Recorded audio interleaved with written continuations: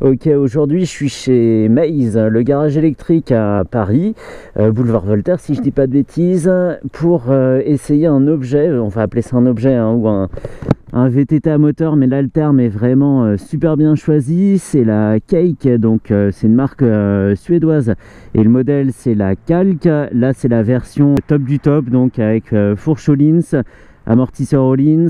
Je vais le dire tout de suite, hein, c'est un équivalent de 125, elle développe 10 kW et elle coûte 14 000 €. C'est son gros point faible. Et tout le reste, je pense que ce ne sont que des points forts. Il y a des tout petits pneus, ça promet une agilité vraiment démente. C'est du 19 pouces à l'avant à l'arrière par 3 pouces de large. C'est pas exprimé en millimètres, on se rapproche vraiment de l'univers VTT. Hein. C'est des pneus Mitas et ça fait vraiment, ouais, c'est des pneus qu'on pourrait voir sur les fat bikes ou des gros vélos un peu énervés. On promet 90 km d'autonomie pour une vitesse maxi de 90 km/h. Et voilà, la béquille vient de se relever toute seule. On a démarré. Hop, 90 km sur le papier, évidemment. Avec les électriques, c'est toujours conditionné par la conduite, enfin par le style de conduite. Et en gros, en réalité, en y allant tranquillement en ville, on approche des 70-80 km. Donc l'objet est assez fou, le budget l'est aussi. Là, on paye clairement la recherche et développement et l'équipe de design. Les rétros, s'il vous plaît, merci. Parce que partout où on regarde, on sait que ça a été pensé dans le moindre détail. Il y a pas, là, on aurait peut-être pu avoir un petit collier ici, ça aurait été pas mal pour cette gaine. Le compteur, faut pas y faire attention. La présentation, ça c'est un prototype. Maintenant, il y a des boutons sur le côté, il n'y a plus de clé. On tape un code pour démarrer et la clé physique ne sert qu'à verrouiller la direction. Donc là, il y a plusieurs modes de conduite, il y en a 3. Moi, je suis dans le premier mode qui est limité à 45 km/h, comme sur les Super Soco. Donc quand on est en ville, on n'a pas à se soucier de la vitesse. On peut être poigné dans l'angle, on ne dépassera pas la limite. Et ça c'est super reposant en plus du fait de ne pas avoir de vitesse à passer. Ce qui est intéressant aussi, c'est que la pleine charge est atteinte en 2h30 sur une prise électrique normale. Pas un superchargeur, pas tout ce genre de choses. 2h30, on repart. C'est un flic en civil, c'est avec le talkie-walkie. Par contre, donc la selle, on l'a vu, très étroite. Hein, j'ai à peine 20 cm entre les deux genoux. Mais elle est dure comme du bois. On dirait un bloc de marbre sur lequel on aurait mis une feuille de Sky. Et c'est terrible. Et là où elle brille vraiment, cette moto, pour avoir vu quelques vidéos, c'est en enduro, en tout terrain. Là, j'aurais pas le temps d'aller en forêt. Et en plus, il a plu, mais vraiment abondamment hier. Et le terrain risque d'être détrempé, vraiment trop pour s'amuser. Mais l'avantage de l'électrique, c'est qu'on peut sortir en forêt. On dérange personne parce qu'on ne crache pas de fumée et on fait pas de bruit. Et en plus, les pneus ont l'avantage de ne pas être larges, donc de ne pas laisser des grosses tranchées dans les terrains humides. Donc ça, c'est pas mal. On défigure pas le paysage, il faut y penser aussi, hein, parce que quand on voit le passage de certaines motocross avec des pneus très crantés ou très larges, ça défigure quand même pas mal les terrains. Donc c'est pas mal une moto finalement qui laissera pas d'empreinte, si ce n'est dans la conscience des autres conducteurs, hein, parce que c'est un objet qu'on remarque quand même vachement. On va passer sur un petit mode énervé. Alors les deux boutons, ok, mode road 3, et on va mettre le frein moteur à 2/3, sinon ça risque d'être un peu violent. Mais j'adore ça, le paramétrage du frein moteur sur une moto électrique. Ça permet d'anticiper un arrêt, un stop ou un feu rouge, de laisser la moto freiner d'elle-même et d'avoir plus qu'à appliquer une petite pression sur le frein. Allez là, oh punaise, ah oui d'accord, là ça a bien changé, l'accélération est pas mal. Ok, voilà ce que je reprochais à la Super Soco, même si le budget est divisé par je sais pas combien, hein. On n'est pas sur les mêmes tarifs non plus, mais ce manque de pêche pour un moteur électrique, même équivalent 125, ils auraient pu faire un petit côté dragster sympa où on s'arrache comme ça du feu rouge à toute allure, hein, et ça aurait été vraiment cool. Mais là il y a de ça. Il y a de ça, plus le fait que j'ai l'impression d'être sur mon vélo, quoi. Et ça c'est cool. Eh, on recule même dans la selle, hein, dis donc.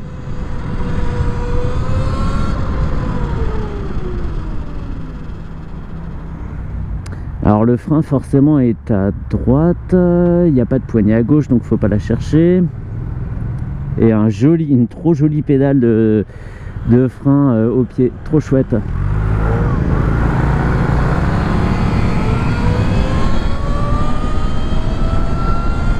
Bon, c'est vrai, je me suis fait bouffer par le T-Max. J'aurais adoré qu'il y ait du monde pour me faufiler. J'avais gardé un super souvenir du scooter Gogoro 2 qui était un scooter qu'on trouvait en libre service ici. Et en termes de pêche et d'agilité, j'avais pas trouvé mieux. La vidéo était jamais sortie. Peut-être un jour en bonus, je sais pas. Alors qu'il démarrait plus fort. Là, c'est un vrai comparo vivant le truc. On a le T-Max, on a le 650 GT chez BM, on a X-Max, un X-Max aussi, un PCX derrière.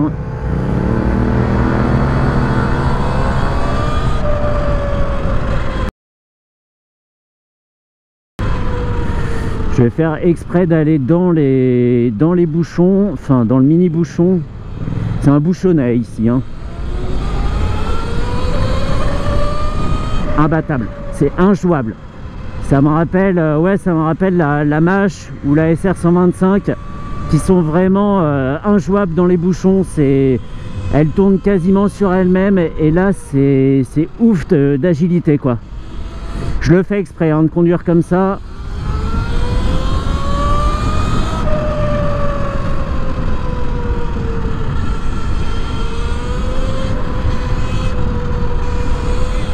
Putain, c'est une putain de bécane de braqueur ce truc. Alors là poursuivi par toutes les polices de la capitale, il n'y a pas de souci quoi.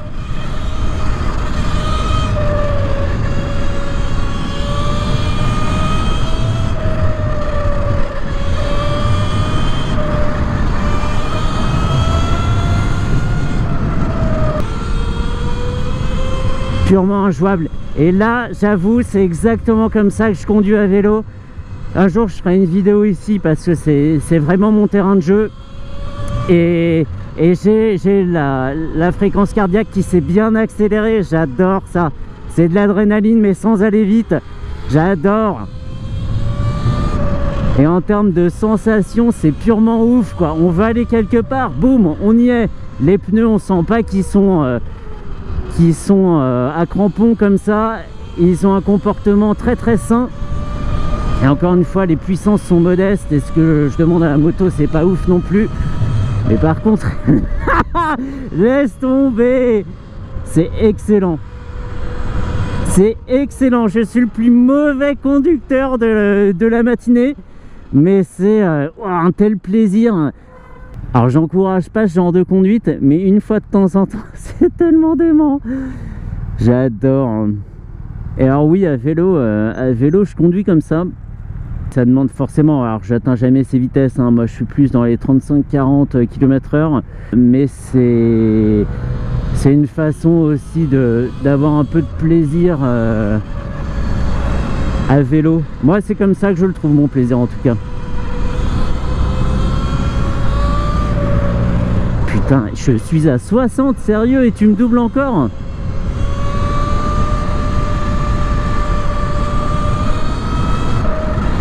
J'essaierai quand même, il faudrait que je demande à Alexandre de chez Maze si je peux refaire un essai un jour, peut-être en forêt, parce que là ça va vraiment valoir le coup. Et alors comme à vélo, j'ai tendance à beaucoup sortir les pieds gauche-droite en fonction de l'inclinaison. J'adore. Je pourrais passer ma journée à faire ça.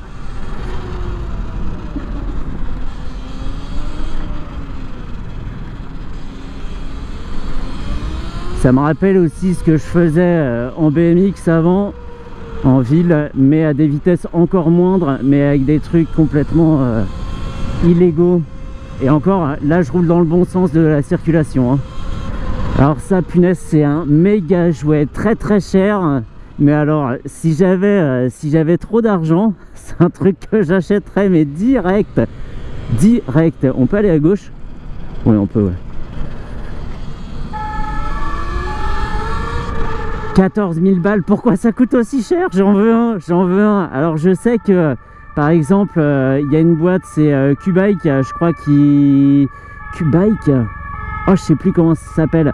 Il y a une boîte qui en fait comme ça des petites motos enduro électriques, mais je crois pas qu'elles soient homologuées sur route, et c'est dommage parce que là sérieux on sort de la forêt, on rentre chez soi sur la même machine, pas besoin d'avoir un camion ou une remorque. C'est aussi un gros avantage. Il faut pas trop avoir bouffé la batterie pendant sa session enduro, mais bon. T'as une petite 2002 là, bah, trop belle, trop belle. Allez, ça c'est gratuit.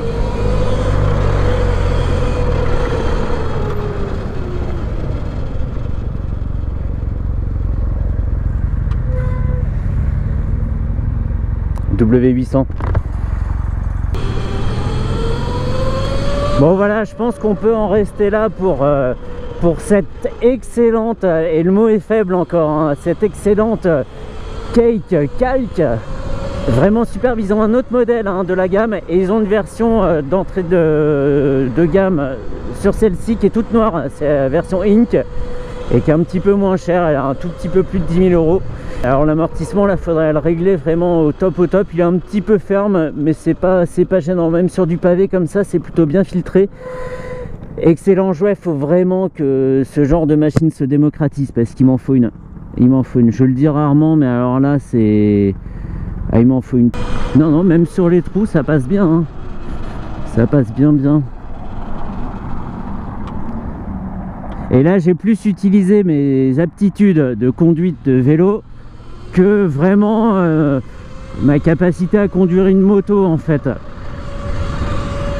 Je me sens vraiment plus proche de ce que je pourrais faire à vélo, le pédalage en moins, et ça c'est pas mal parce que du coup j'ai pas de limite musculaire, et on fait vraiment tout ce qu'on veut dans la limite de la légalité évidemment.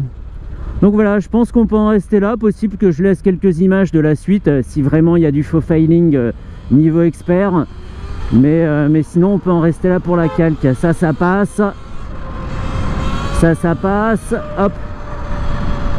Et comme on a un assez bon niveau de puissance, moi j'ai pas peur de rester au milieu comme en 125 en fait. Mais voilà, si quelqu'un vient m'embêter d'un peu trop près, boum, coup de poignet et on repart direct. Bon voilà, il va falloir que je retrouve le chemin maintenant.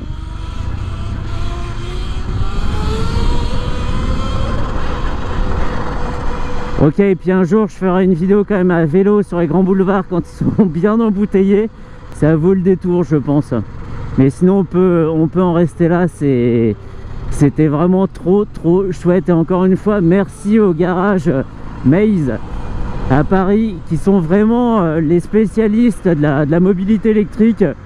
Je dis pas ça, c'est pas de la pub que je fais, mais il faut le dire, quand il y a une bonne adresse comme ça, il faut savoir où la trouver. Et c'est vraiment chez eux qu'il faut aller pour, voilà, pour tout ce qui est Super Soco, Cake, etc. Et là on trouve son bonheur.